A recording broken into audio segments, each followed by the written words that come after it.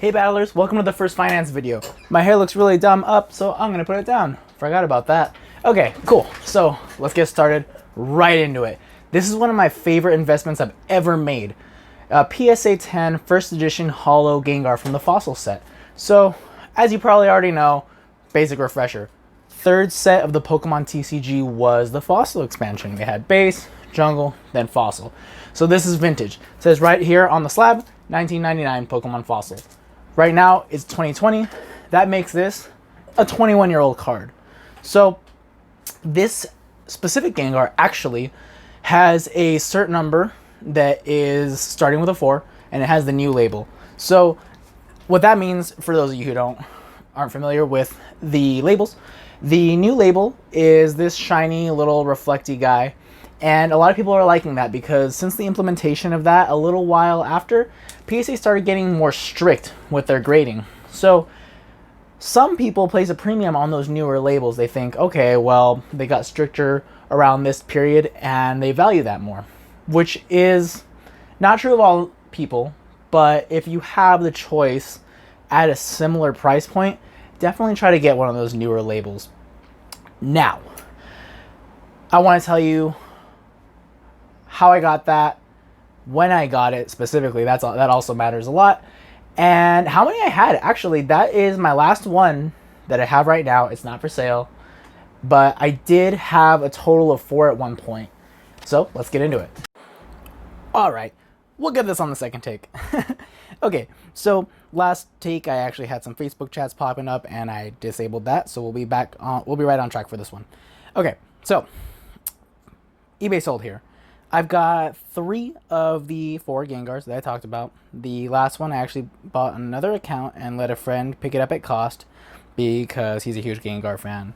And, well, you know, I'd be lying if I said I wasn't a little disappointed that I didn't just cop that one too.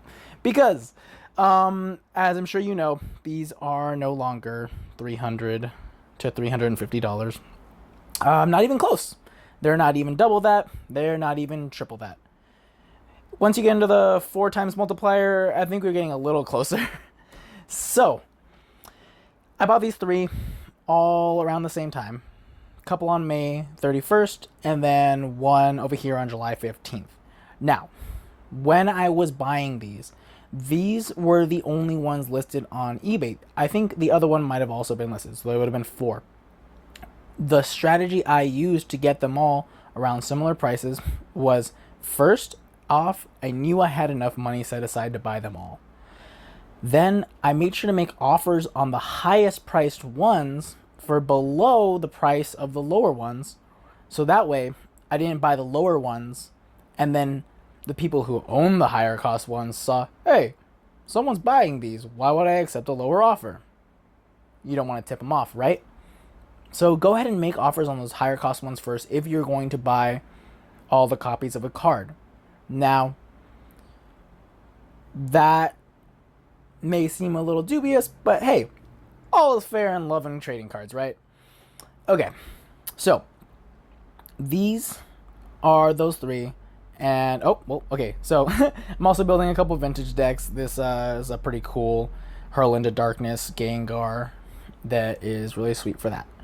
And so now, let's go ahead and see what those Gengars are worth today. Alright, we already have it searched up. So, let's search by highest because, so there's only 13 results now. But a lot of the time when you search up popular cards, there's a bunch of junk posts with similar words in them. Holo brings up all the non-holo listings and stuff like that. So when you are looking for a higher end item, make sure to filter it by price plus shipping highest first to get to your results quicker. So scroll down and it looks like this is our cheapest copy right here at $15.95. And well, maybe I should pick that up because, well, let's actually see. Let's see what the sold listings have sold for, and then we can figure out how we're feeling after that, right? I won't be buying anything on camera because I don't want my information accidentally out there. Now, we have these up here for around $21.50 or best offer, and then jumps all the way to $42.64. Don't let these high prices with only a couple below it hype you up and think that, oh, you gotta get it because these are listed so high. Listed cards almost don't matter. I'm going to teach you how to strategize by listing your cards at high prices at a later date. But for now, let's go ahead and hop over to sold listings for this item. And we're still filtered by highest price plus shipping, so let's go to end date recent first instead. Now, okay, so we got some Skyridge, we got a Ditto. This is actually like one of my favorite Ditto arts, by the way. Sorry, we're gonna take a sidetrack so that y'all can see. Nope, not me listing the same card. So you can see this hilarious Ditto art. Is that really a 10? That's kind of scuffed. Anyway, back to our Gengar stuff. So we have one for here at 2,000 or best offer. Like I said, this is my second take, so I'm going to explain to you what I did for this. Now, when you are trying to price something out, it's important that you have accurate pricing data. Now, you may remember or know that a lot of the time, when a best offer is accepted on a post, the price is actually struck through with a line and it says best offer accepted if you pop into it. This doesn't say that. However, that doesn't always work on the eBay mobile app, and I can't guarantee that it always does that on the desktop app. So I would personally never trust it if it doesn't say best offer accepted. What I would do, and what I have done, is hop in here, scroll down, and you can always hit contact seller, and it'll be about this item by default. So what you do here, and what I sent to this seller, is, hey friend, is there any chance I could bug you for what this actually sold for? I'm trying to decide whether or not I want to sell mine, and it's a bit tough to get pricing data for it. Now, I've had really good success with this method. I would say over 80% of people are super nice, and they'll just hit you back and tell you what they sold it for. This is a really strong method because if you're trying to buy this, maybe from someone on Facebook or Instagram or whatever, you can then take that information and take it to them when they say, oh, well, the cheapest listing is 2,000. But if this guy comes back to me and says, oh, I sold mine for 1,500 and I actually have one or two more, then that Instagram guy is going to have to come down in his price or just not make a sale, whatever. If he wants to keep his card, that's on him. So that is important when you're pricing out the card. Now, if we scroll down a little bit, we will find, yes, this here, an auction that ended at 1705 with shipping. So that's going to be a little bit better of an estimate of what this is worth. And that's probably closer to what that other one sold for than 2,000. So that's pretty important. As you can tell at this point, those other ones that I got for 300 to 350 were not a bad deal today because I got those in 2019. And it is just a little over a year after that. And look at where we are. Now, this isn't always the case. There might be retrace. And I'm 100% okay if this card sells for a little bit less and starts going down to like 1,000 or even 800 or even 500. I don't care. If it goes down to 500, I'll be buying more for sure, though. Because when I buy something like this Gengar, I buy it to hold. I buy it to keep. And I buy it so that in the long run, I will be able to build my collection when and if I ever decide to sell it. It's also important to buy the card, not the grade. So this specific Gengar, if I was looking at buying it, I would for sure ask for some extra pictures because these do not look very promising. Even if all of these marks and stuff are on the PSA case, it is kind of iffy as to whether a hardcore collector would really want this. Plus, it also has this older PSA label. Now, we can of course tell that somebody wanted it and they were not shy about how much they were willing to spend on it, because after tax, that actually came out to closer to $1,900 than $1,700. Tax is no joke. Always take it into account when making these purchases. You can't mark down in your books the price before tax, because then when you make your sale, you're going to get a very inaccurate measure of what you made on that item. Oh, okay.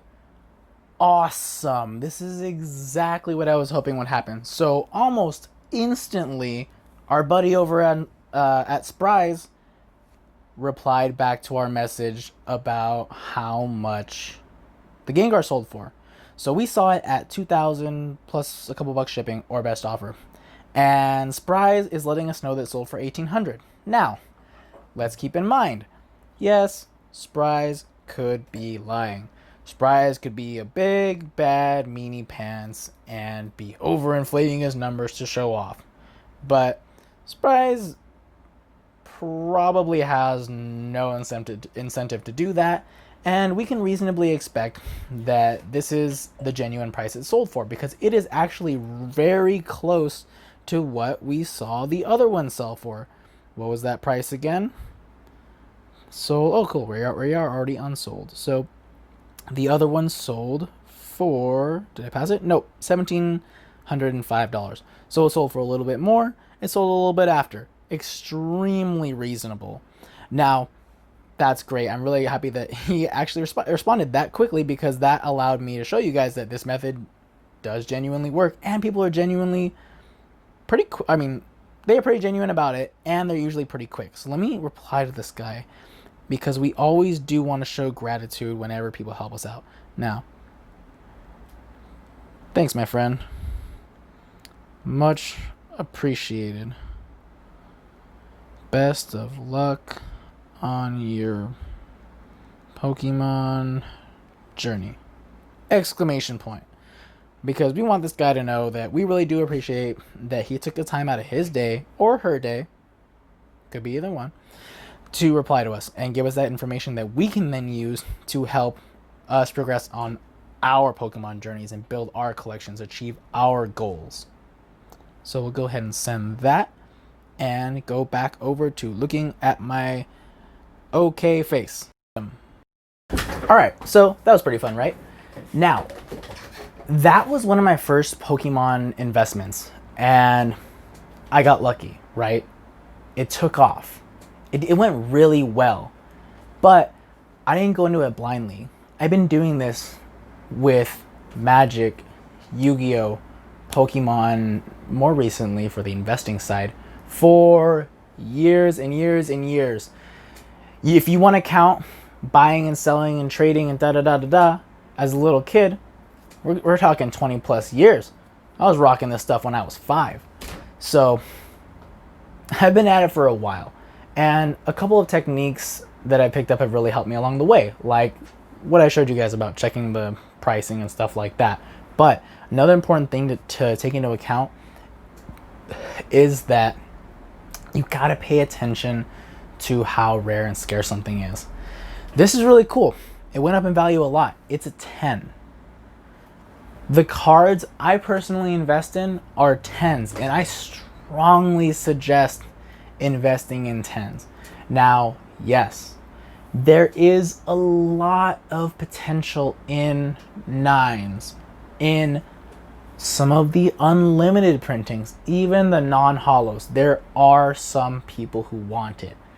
But, and this is a big but, if you aren't buying a 10 of something because you can't afford it, that's totally okay to not buy that 10. Go to the lower tier investment for a similar kind of thing. These are scarce. They are old. There are not a lot of these. And people love Gengar. That's a big factor. There are some cards that there are holo 10s of that are just like, why are they so cheap? I don't get it. I remember buying a lot of fossil stuff. Like I got my PSA 10 Magneton for like 80 bucks because people don't like Magneton. It's a first edition holo PSA 10. I got it for 80 bucks. If you know anything about the PSA market right now, you know those are not $80 anymore. In fact, you'd be probably lucky to find it for under 300, I think. Anyway, what I'm saying is, if you buy something, make sure that you have it in the edition that everyone's going to want, because that will provide you more sellers down the line. That will mean that that card will go up by a larger percentage than like a 9, for example. I don't know where 9s are at right now, but you know what? Actually, let's check. All right, cool. So let's actually see what the 9s are going for, because I'm talking a little smack about 9s, so let's see what those are doing. We will never bash an investment without analyzing it first. So it looks like we got an or best offer over here of $350 on a 9. We have an auction that ended at $261. So that's not bad at all. Now, if you had bought a 9 back then, you'd probably be looking at about 90 to 130. So you're still seeing a decent increase, but the multiplier is just not there. So I'm going to show you now what I would recommend in the event that you can't get a 10 of one of those ultra premium items. So let's say you're not there yet. Maybe you're not ready to drop $300 on one of the bigger PSA 10s, or now I guess maybe $1,000 or $2. If that's the case, don't stress. What you can do is buy some raw cards, because really you should be holding on to these cards. If you can make a quick flip, cool. But I'm going to tell you how much money I lost on these Gengars, because it's all fun to talk about how much I made, right? But how much did I lose by not holding on to the other ones? Let me tell you right now. So I sold the first one for $800. I thought I was a big baller because I sold it for $800. I was like, man, I paid $300 for that, and I got $500 minus fees and shipping, right, in profit. I was going to school when I did that. I was in college full time, so I was working part time as a bartender. Since I only had a couple days a week, that's about how much I would make in 2 weeks. I got 2 weeks of pay for an eBay purchase and a sale. Felt pretty good, right? And then the next one, I was really excited about this. $1,200 for the second one. Yeah, $1,200. So now we're looking at almost 4 times what I paid, right? Really cool. Big baller. Dang. We almost made $1,000 on that one, huh? Now they're selling for $1,700. So had I sold them now, I'd have made $1,400 on each. That's $2,800 because I sold the 2. The other one I sold to a friend, net 0. We can add that loss on at the end, right? So $1,700 is the current approximate selling price, maybe $1,750. So take away what I bought them for. We've got 34 minus about 600. That could have been a $2,800 profit. About, minus fees, minus shipping. Instead of the approximate 500 plus oh my god, brain fart. 12 minus 3 is 900. So 1,400 versus 2,800. I got 50% of the profit I could have gotten by holding on to it. So if you had bought raw Gengars at the time, oh, I saw them going for 20s left and right. You could get a really, really clean one for maybe 25, 30 at the time. And I was stingy. I wanted to buy some other cards, which I'll show you later. But now a clean Gengar, I would rather get paid in clean Gengars than $100 bills for whatever I did, because they are worth more than $100 bills if they are near mint. So if you can't go with the 10s, it's totally fine to get raws, but the lower grade ones, I would stay away from those, at least at first, unless you really, really understand the market, which I'll be honest, I don't. I spend my time and energy researching that ultra premium, which people are very eager to pay for. Every serious collector has interest in this and acknowledges and understands that that holds value and grows in value. That gives me a lot more leverage in trades than say a 9 would, even if I undervalue the 9. So keep that in mind.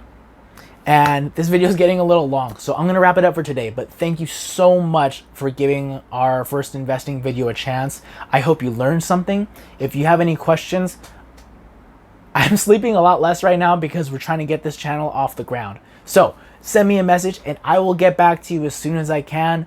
It's been a little uncanny for some people because I'll like their comment and reply to it instantly and they're like, wow, does this guy have anything else to do? But no, I'm just ultra focused on getting you guys quality content. That's what I want. I want to grow the community. I want to make you guys stronger. I want to build this up. Let's get those collections going, battlers. We'll see you next time.